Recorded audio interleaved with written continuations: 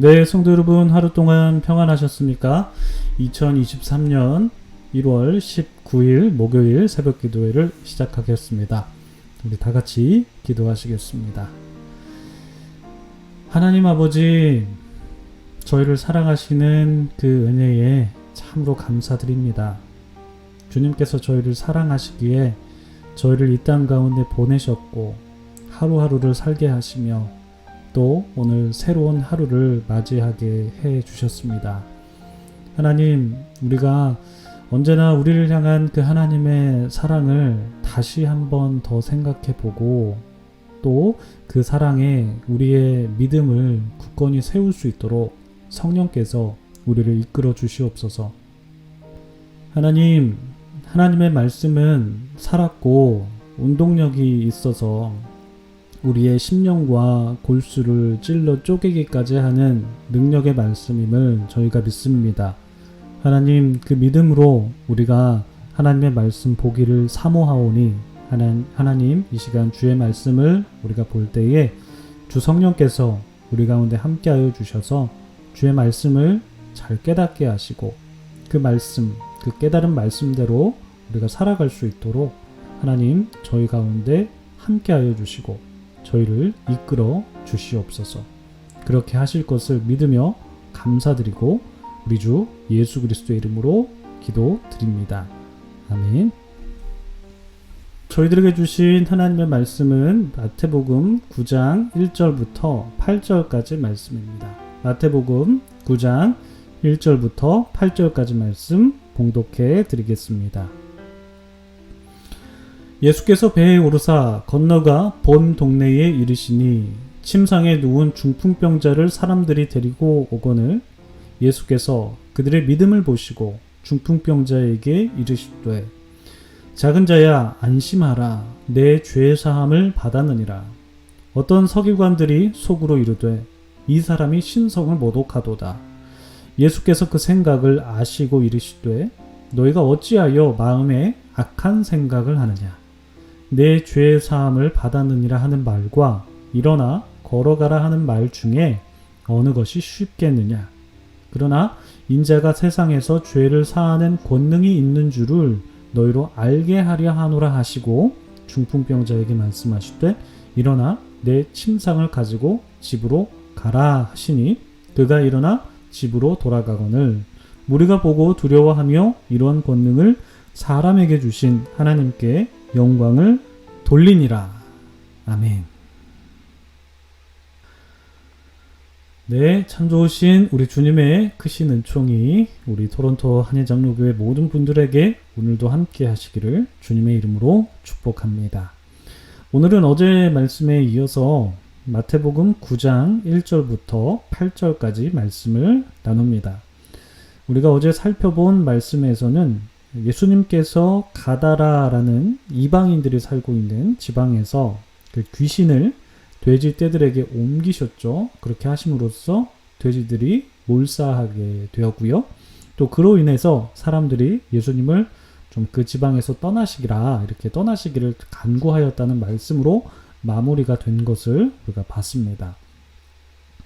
아마도 사람들은 자신들의 재산이었던 돼지가 이방인들이 사는 도시였으니까 돼지를 이제 제물로 삼을 수 있었겠죠. 재산으로 삼을 수 있었겠죠. 그래서 그런 돼지가 예수님으로 인해서 몰살됨으로써 예수님께 좀 불편한 마음이 있었을 것 같습니다. 그래서 예수님께 좀 그 지방에서 떠나시기를 간구하지 않았을까 싶은데요.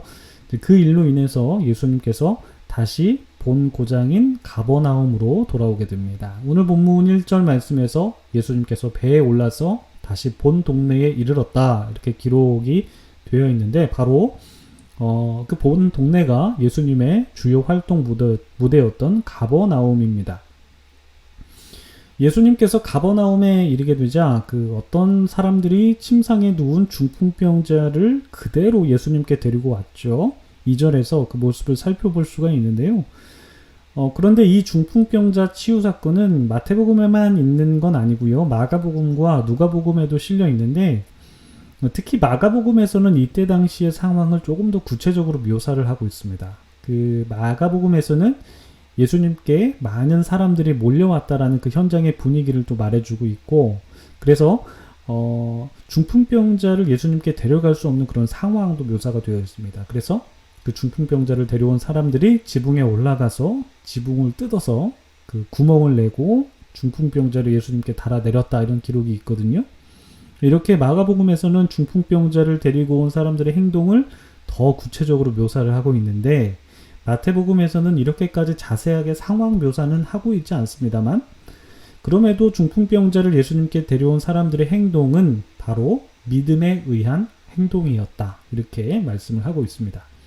왜냐하면 예수님께서 그 사람들이 중풍병자를 데리고 온 모습만 보시고 그들의 믿음을 보셨다, 이렇게 말씀하고 있기 때문이죠. 우리는 이 장면에서 믿음이라는 것은 그 믿음의 첫 시작은 마음의 신념으로 생기는 것이겠습니다만, 믿음은 그냥 마음의 상태, 어떤 그 신념으로만 그치는 것이 아니라 반드시 행동하게 된다는 것을 발견하게 됩니다. 그 사람들이 예수님께 이제 중풍병자를 데려왔다는 것은 예수님께서 중풍병자를 치료해 주실 것이라는 믿음이 있었던 것이고, 이제 그 믿음이 시작인데, 물론 그 믿음은 마음의 확신이었겠지만 그 확신은 마음의 상태로만 머물러 있는 것이 아니었죠. 반드시 그들의 몸을 일으켰고 그들의 발을 움직였고 그들의 손을 움직였기에 그들이 중풍병자를 예수님께 데려올 수, 행동할 수 있었던 것입니다.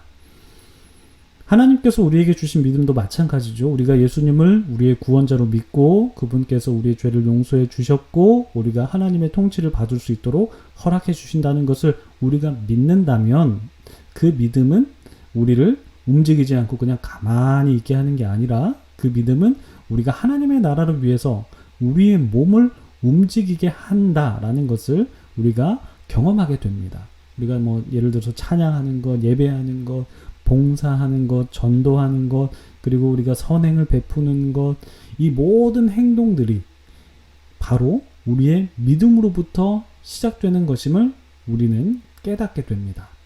그러니까 오늘 본문에 나온 사람들은 그 믿음으로 이제 중풍병자를 예수님께 데려간 거예요. 행동을 딱 했습니다.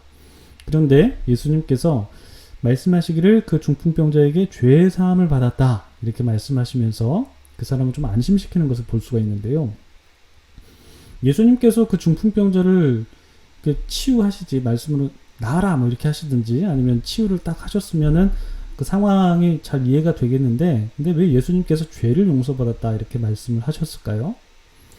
우선 유대인들은 그 병이나 죽음에 대한 원인을 여러분들도 잘 아시다시피 이제 죄로 인한 결과라고 믿었습니다. 그렇게 믿게 된 바탕은 이제 창세기 3장에 나오는 아담과 하와의 범죄 사건 이후에 이제 그들에게 고통이 주어졌고 또 그들이 죽게 되었다는 것에서 이제 우리는 유대인들이 죽음이나 병을 바로 죄의 결과로 생각했구나, 그 근거를 찾을 수가 있습니다.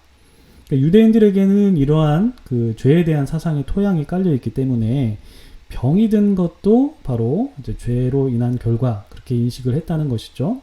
그러니까 우리가 잘 알고 있는 그 요한복음 9장에 나오는 날 때부터 이제 맹인된 자가 보게 되는 사건을 볼 때에 제자들이 예수님께 여쭤보지 않습니까? 이 사람은 날 때부터 이렇게 맹인이 되었는데 이게 이제 자기의 죄 때문인지 아니면 그 부모의 죄 때문인지 제자들이 예수님께 묻는 것을 봤을 때, 유대인들에게는 병이나 이제 장애가 혹은 또한 죽음이 죄로부터 비롯되었다라는 것을 믿었다라는 것을 우리가 알 수가 있죠.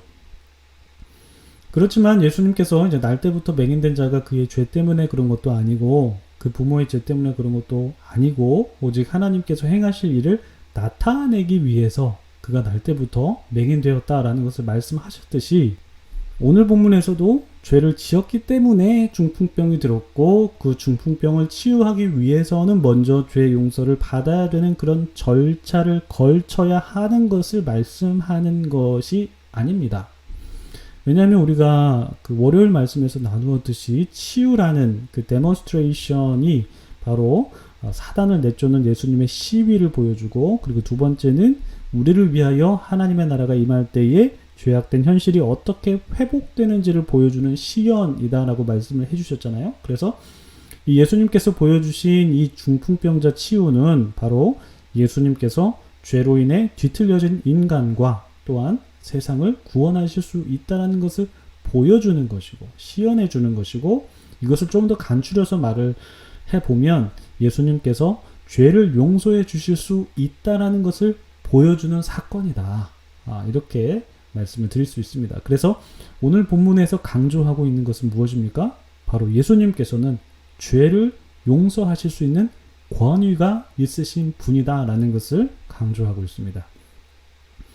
여기에 대해서 서기관들은 예수님이 이제 신성모독한다라고 그렇게 생각했죠. 속으로 그렇게 생각했어요. 근데 그들이 그렇게 생각할 수 있었던 이유는 죄를 사할 수 있는 권위는, 그 권능은 오직 하나님께만 있었기 때문이죠. 그래서 이들이 속으로 이렇게 생각을 했죠. 어떻게 예수님이 신성모독한다 이렇게 생각했는데 예수님께서는 이들의 생각을 아시고 말씀하시죠. 그 말씀이 이제 4절에서 6절입니다. 예수께서 그 생각을 아시고 이르시되 너희가 어찌하여 마음에 악한 생각을 하느냐, 내 죄의 사함을 받았느니라 하는 말과 일어나 걸어가라 하는 말 중에 어떤 것이 더 쉽겠느냐. 그러나 인자가 세상에서 죄를 사하는 권능이 있는 줄을 너희로 알게 하려 하노라 하시고, 중풍병자에게 말씀하시되 일어나 내 참상을 가지고 집으로 가라 하시니, 그러니까 예수님께서 말씀하시지 않습니까?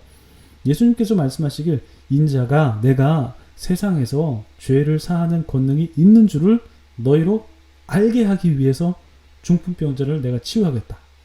중풍병자를 일으켜서 세웠다. 그렇게 말씀하시지 않습니까? 그러니까 예수님께서 이렇게 치유 사역을 하시는 이유 자체가 예수님께서 이제 스스로 내가 죄를 사하는 권능이 있는 줄을 너희로 알게 하기 위해서 이렇게 치유 사건을 한 것이다라고 말씀을 한 것이죠. 데몬스트레이션, 보여주기 위해서, 시연하기 위해서 그런 것이죠. 그런데 예수님께서 말씀하실 때 일어나 이렇게 말씀하시지 않습니까? 중풍병자에게. 일어나라는 표현은 바로 이제 부활이 암시되어 있습니다. 톰 라이트라는 신학자는 이렇게 해석을 해요. 일어나라는 것은 이제 부활이 암시되어 있는 것이다. 그러니까 예수님께서 죄를 사하는 권능, 그러니까 죄를 용서해 주시는 그 권능이 있다라는 것인데, 그것이 이제 십자가 사건을 통해서 이제 이루어지지 않습니까? 그 십자가 사건을 통해서 인간의 죽음을 예수님께서 해결해 주시고, 그리고 부활을 허락하신다라는 뜻이 바로 이 일어난다라는 말씀에 이제 숨어 있다라는 것이죠. 그래서 이 사건, 중풍병자 사건의 죄를 사하는 권능, 그리고 일어나라는 이 표현에서는 죄를 용서해 주시고 죽음을 해결하시고 부활을 주신다는 그러한 내용들이 숨겨져 있다는 것입니다. 예수님께서는 인간에게 이제 죽음을 가져다 주고 병을 가져다 주는 그 죄의 문제, 여기서의 죄는 우리가 뭐 일반적으로 짓는 어떤 자범죄라고 표현하죠. 뭐 거짓말하고 도둑질하고 뭐 이런 자범죄를 불어넣은 어떤 특정한 죄가 아니라 보다 근본적인 원죄의 문제를 예수님께서 해결해 주신다는 거고, 그 죄의 지배 아래서 해방시켜 주시는 분이 바로 예수님이다라는 것을 마태는 선포하고 있는 것입니다. 그러니까 사람들은 이렇게 죄를 사하실 수 있는 예수님의 권능을 보면서 어떻게 합니까? 하나님께 영광을 올려 드립니다. 그리고 이제 어떻게 저렇게 사람에게 권능이 있냐라고 하면서 예수님을 높여 세우는 것을 볼 수 있는데, 우리도 우리의 죄의 사슬을 끊으시는 그 주님을 우리가 오늘 찬미하면서 하나님께 영광 돌리기를 소망합니다. 그리고 우리에게 부활을 약속하신 그 주님의 약속 위에 굳건히 서서 우리도 부활을 소망하면서 나아가는 우리 모든 공동체가 되기를 소망합니다. 오늘 주신 말씀 기억하시면서 함께 기도하시겠습니다. 기도하겠습니다.